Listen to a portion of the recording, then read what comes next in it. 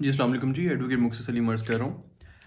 आज एक बड़ा हिस्टोरिक डे है, एटलीस्ट मेरी लाइफ़ का या हमारे प्रोफ़ेशन का, मेरा जो ऑफ़िस है, मेरा चैम्बर है, इसका एक बहुत हिस्टोरिक डे है। क्योंकि आज एक ऐसी चीज़ हुई है जो हम लोग तो बिलीव करते थे, लेकिन मुझे ये डाउट था कि मेबी अगर मैं इससे पहले ये बात का ज़िक्र करूँ 2 लोगों में बैठ के, तो वो मेरी बात को शायद ना मानें। लेकिन आज इसलिए कह सकता हूँ कि हमारा जो सुप्रीम कोर्ट ऑफ़ पाकिस्तान है, उसने हमारी बात की लाज रखी, हमारे जो बात थी उनको उन्होंने माना और ये ऑर्डर हमारे हक़ में, ये मैं आपको ऑर्डर शीट दिखा रहा हूँ, सुप्रीम कोर्ट का ऑर्डर हमारे हक़ में दिया गया। अब जी ये केस कोई बड़े मगरमच्छ का या कोई सिविल या बड़ी कॉर्पोरेट फर्म का नहीं है। ये केस है जी एक गरीब औरत का, एक very someone who belong to a very poor family and she had been suffering for the past 7 years. Sahiwal का वाक़या है जी, फ़ायज़ा बीबी इनका नाम है, जो मेरी क्लाइंट है। फ़ायज़ा बीबी को 7 साल से जेल में एक ऐसी चीज़ की सज़ा मिल रही है जो उन्होंने कभी की ही नहीं। जो आज सुप्रीम कोर्ट ने कह दिया कि वो जिसके लिए बिल्कुल भी जो है वो कसूरवार नहीं है। मैं आपको थोड़ा-सा अगर पढ़ के सुनाऊँ कि सुप्रीम कोर्ट में कहा क्या गया। Therefore, the instant criminal petition is converted into an appeal and the same is hereby allowed. The conviction and the sentence of appellant Ms. Faiza Bibi is set aside. The conviction and sentence is set aside. ये फ़ायज़ा बीबी की judgement है, ये हमारे जो honourable justice मंजूर Malik and Mansoor Ali Shah साहब है, उन्होंने ये डिसीजन दिया। इस केस में जी हुआ क्या, बताने का मकसद ये है कि हमारी जो लीगल कम्युनिटी है बड़ी डिस्ट्रैक्ट होती है, हमारे किसी लीडर का केस चल रहा हो, नैब में उसकी पेशी हो या ना हो, कहीं पे उसने आना हो या ना आना हो, हम लोग अपना मीडिया भी वहाँ पे पहुँच जाता है, हमारी लीगल कम्युनिटी भी उनको सपोर्ट या उनके साथ एसोसिएशन अपनी ज़ाहिर करती है। मगर जो इस तरह के गरीब लोग होते हैं जिनका कोई पूछने वाला नहीं है, उनको नॉर्मली लोग इतना सीरियसली नहीं लेते। मैं भी in normal cases we don't take them seriously because we think कि हम इनको जानते नहीं हैं, पता नहीं फ्रॉड होगा, झूठ होगा, हम इस काम में क्यों पड़े। लेकिन जी ये केस फ़ायज़ा बीबी का 2012 से केस चल रहा है। 27/3/2012 को एक कत्ल हुआ, जिसमें फ़ायज़ा बीबी को नॉमिनेट किया गया एफआईआर में। अब उसकी जो एविडेंस है, नीचे सेशन से भी सज़ा होगी, हाई कोर्ट से भी सज़ा होगी, सुप्रीम कोर्ट में उसकी अपील हमने की और उसका जो ऑर्डर है वो अभी आज जो है उसका ऑर्डर सुनाया गया जजेस की तरफ से। और मैं बड़ा खुश फ़ील कर रहा हूँ कि हमारे मुल्क में इंसाफ देर से ज़रूर मगर मिलता है, if proper minds are applied in proper cases. मतलब कि अगर अच्छे वकील जितने भी हमारे वकला हजरात हैं, वो अगर अच्छे केसेस पकड़ें, अपनी अपनी जो जो भी चैरिटी आप मॉनेटरी फॉर्म में करते हैं वो आप इस फॉर्म में करें, अपने अपने माइंड को अप्लाई करें इस तरह के केसेस में जहाँ पे आपको गट फीलिंग हो कि मे बी जो जिस बंदे के साथ जुल्म हो रहा है, जो भी अंदर जिसको सज़ा मिली हुई है वो गलत है। हमारी जेलें भरी हुई हैं उन उन उन मुलजिमों से या उन मुजरिमों से जिन्होंने वो जुर्म कभी किया ही नहीं। और हमारे यहाँ पे जब कोई किसी के घर छापा मारने पुलिस जाती है किसी लीडर के घर में, तो हमारी जो कोर्ट्स हैं वहाँ से जाके हमारे वकला तो उनको सपोर्ट देते हैं और उनको बेले ले देते हैं। ये जो फ़ायदा बीबी का केस है जी, मैंने जब इसकी फ़ाइल पढ़ी, ये कोई पिछले कोई आप समझ लें कोई 2 ढाई महीने पहले मेरे पास केस आया और उसके आने से कोई महीना पहले हमारे पास बाहर से हमारे ऑफ़िस के बाहर आके इनके वुरसा जो हैं वो बैठ रहे थे।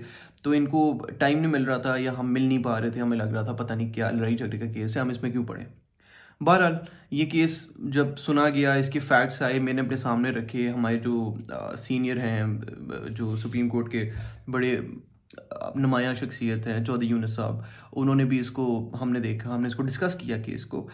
तो आप ये बात सुन के हम हैरान होंगे और आप भी सुन के लाज़मी हैरान होंगे कि आप एविडेंस को सिर्फ़ एक नज़र अगर आप ज़रा गौर से देखें, जो एविडेंस या जो ऑर्डर का पार्ट बना, जो सेशन कोर्ट में ऑर्डर हुआ, उस ऑर्डर का हिस्सा है कुछ ऐसी चीज़ें जो मैं अगर आपको बताऊँ तो आपको लगेगा may be the lawyers were stupid और द जज was not in his Sen mind while giving the decision.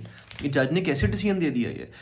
जी, पहला पॉइंट जिस पे हमने अपनी जब वो केस पढ़ा सेशन कोर्ट का, तो हमने जब उसकी ऑर्डर शीट निकाली, उसके विटनेसेस की स्टेटमेंट्स पढ़ी, तो पहली जो स्टेटमेंट जिसमें हमारे जो हैं ऑब्वियसली जो हमारी घंटी बजी कि जी ये किस तरह हो सकता है, वो ये थी कि उसमें स्टेटमेंट्स में लिखा हुआ है कि 12 बजे कब्रिस्तान में जाके जिसका कत्ल हुआ, उस औरत की डेड बॉडी को दफना दिया गया। 12 बजे 27/3/2012 में, दोपहर के 12 बजे। और आगे पोस्टमार्टम जो रिपोर्ट आती है, उसमें ये लिखा होता है कि 5:30 बजे शाम को 27/3/2012 को 5:30 बजे जो है वो पोस्टमार्टम हो रहा है।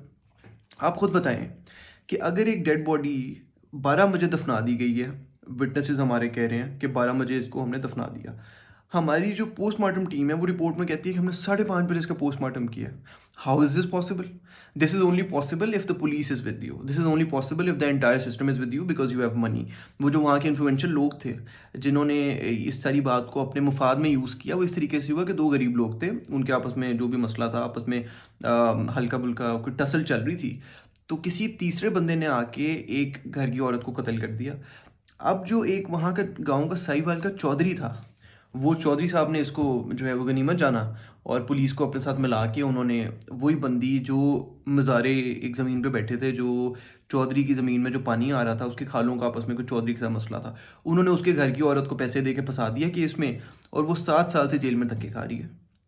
अब आज या कल वो रिलीज़ हो जाएगी इंशाल्लाह, उसकी किस्मत अच्छी है। बहरहाल पहला पॉइंट ये कि 12 बजे उसको सज़ा हुई, 5:30 बजे जो है वो 12 बजे उसको कहते हैं कि जी हम लोगों ने उसको कब्रिस्तान में फेंक दिया, कब्रिस्तान में दफना दिया। 5:30 बजे पोस्टमार्टम रिपोर्ट में कहा जाता है कि हमने इसका पोस्टमार्टम किया। पहली ये हमारी जो आज हमने जो उनको बताई कोर्ट में, तो उन्होंने इस बात को पॉइंट आउट किया कि आप ये बिल्कुल सही कह रहे हैं।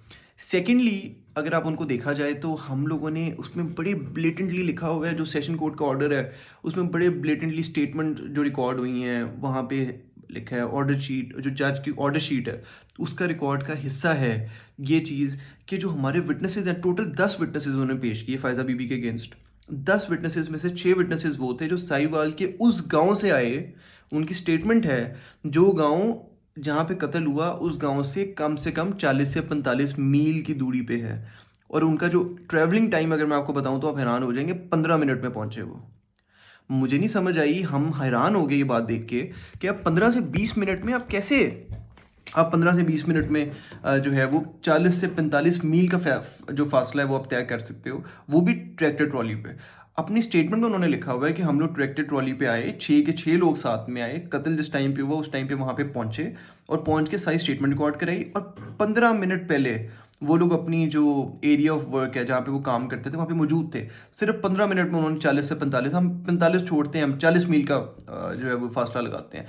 40 मिनट, 40 मील, 45 मील का फासला कैसे कोई बंदा ट्रैक्टर पे 15-20 मिनट में तय कर सकता है? इम्पॉसिबल है। 45 मिनट्स में भी नहीं कर सकता। सवा घंटा, 1.5 घंटा मिनिमम एक ट्रैक्टर पे लगता है 40 से 45 मील का फैसला जो फासला है वो तय करने के लिए। ये दो ब्लेटेंट वायलेशंस हैं। This seems very easy, this to hear this looks very easy and very you feel like it's a very normal thing, but for a person who has spent 7 years of her life in jail just for something which she has not done, this is a big deal. मुझे मुझे समझ नहीं आती कि हमारा जो system है, हमारी जो पुलिस का निज़ाम है, हमारी जो एजेंसीज़ हैं, हमारी प्रोसिक्यूशन एजेंसीज़ हैं, वो किस तरीके से अपना काम करती हैं। कहने का मकसद ये है कि हम लोग ये छोटे-छोटे, बड़े-बड़े लीडर्स की छोटी-छोटी बातें डिस्कस करते हैं, हमारी लीगल कम्युनिटी उनका साथ देती है, हम डिफरेंट महाज़ों में उनको सपोर्ट करते हैं। हम ये बात बिल्कुल भूल जाते हैं कि हमारे गाँव देहातों में किस तरह इंसाफ दिया जा रहा है। ये केस तो एक एग्जांपल इसलिए है कि मैं पहले समझ रहा था कि शायद ये केस कभी हमारी बात जजेस ना माने, कि इतना ओपनली ऐसा नहीं हो सकता। लेकिन जब आज ये बातें हमने ये जजेस के सामने रखी, हमने बेंच के सामने बातें रखी कि जी 2 मेजर पॉइंट्स है। 12 बजे वो कहते हैं हमने बॉडी दफना दी है कब्रिस्तान में, उसी दिन 5 बजे पोस्टमार्टम हो रहा है। ये पहला पॉइंट है। दूसरा पॉइंट ये कि जो 6 प्रोसिक्यूशन विटनेसेस हैं वो आते हैं उस जगह से जो 40 मील की दूरी पे है, और वो कहते हैं जी वी अराइव्ड इन 15 मिनट्स। कैसे हो सकता है ट्रैक्टर पे आप 15 मिनट में वहाँ से यहाँ पे आओ? अब खैर ये सारी बातें हमारे जो सुप्रीम कोर्ट के जजेस हैं इनको बिल्कुल समझ आई। इन्होंने बात को पॉइंट आउट किया, इन्होंने क्वेश्चन पूछा हमारी एजेंसी से कि ये कैसे पॉसिबल है कि आपने इनको नीचे से भी जो है सेशन से भी सज़ा होगी, हाई कोर्ट से भी सज़ा होगी, और अब सुप्रीम कोर्ट ने अपील बैठी हुई है। और 7 साल से वो औरत जेल में थी। फ़ायज़ा बीबी 7 साल से जेल में थी।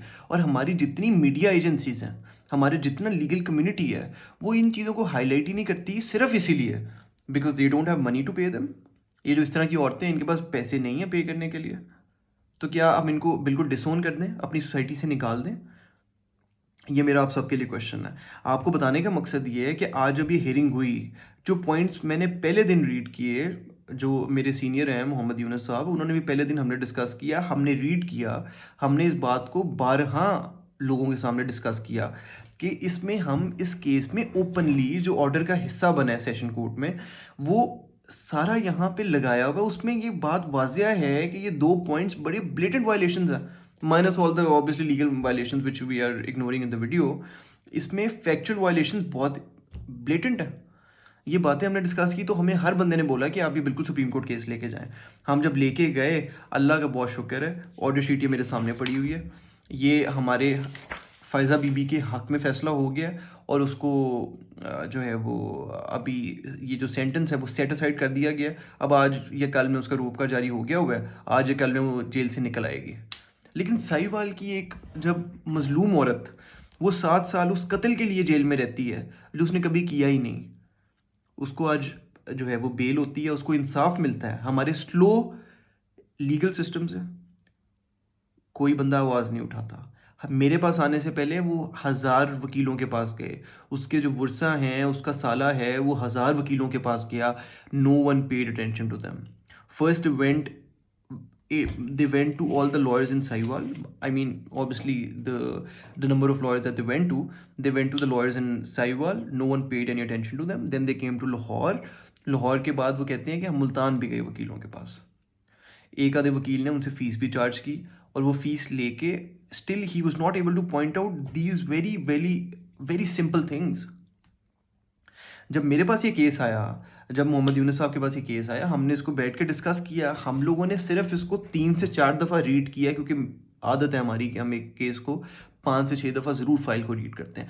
When we read this case, I think the third time I read this case, I came to know that these are the 2 very open violations. Sahiwal में 1-2 लोगों को फ़ोन किया, उनसे मैंने 2 जगहों के डिस्टेंस का जो है वो पता किया कि ये वाला गाँव इस गाँव से कितना दूर है। 40 से 45 मील दूर है। प्रोसिक्यूशन विटनेस कहते हैं हम वो 40 से 45 मील का फासला हमने 15 मिनट में कर लिया। That is an open violation of law, that is an open factual mistake that was conducted in the lower courts. फिर हमने फैसला किया ये केस हम लेके जाएंगे सुप्रीम कोर्ट में, और हमारे ऑनरेबल जजेस ने आज हमारे पे शफकत की। हमारा जो जस्टिस है उसने प्रिवेल किया और फ़ायज़ा बीबी को आज रिहाई का हुक्म मिल गया। ये बात बताने का मकसद है कि हम जब लीडर्स हमारे किसी भी चीज़ में पकड़े जाते हैं तो हमारी सारी कम्युनिटी उनके साथ में खड़ी हो जाती है। लेकिन जो ऐसे लोग हैं जिनको कोई बंदा पूछता नहीं है, जब इनके हक में कोई बंदा बात करता है तो हर बंदा उन पे हंसता है। We are not there to pay attention to them, we are not there to give them any screen time, we are not there to give them any legal hearing, any proper legal hearing. Due process is not followed. किसी भी court of law में आपको धक्के खाने पड़ते हैं इस तरह के केसेस में।